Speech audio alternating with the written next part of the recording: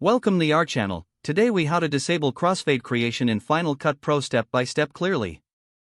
Open Final Cut Pro on your Mac.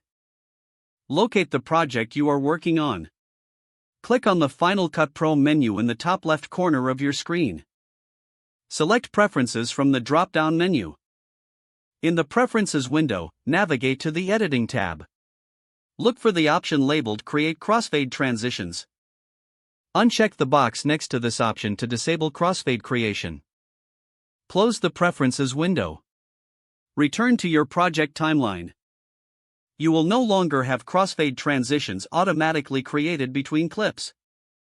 Make any adjustments needed for your audio or video transitions manually.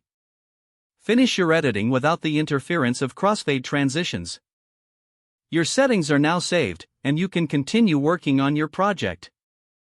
If the page does not load, refresh the browser or try again in a private or incognito window.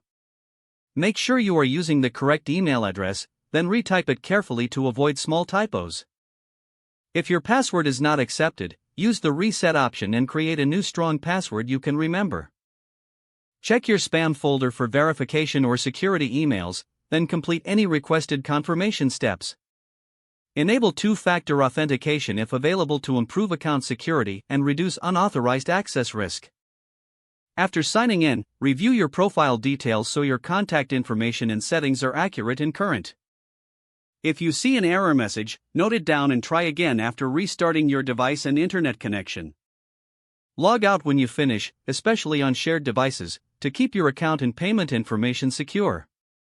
If the page does not load, refresh the browser or try again in a private or incognito window.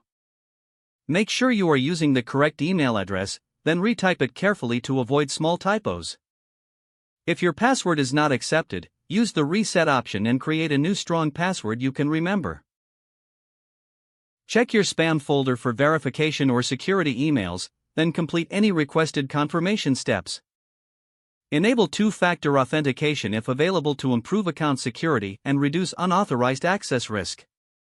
After signing in, review your profile details so your contact information and settings are accurate and current. If you see an error message, note it down and try again after restarting your device and internet connection. Don't forget to like this video and subscribe to our channel for more step-by-step tech guides.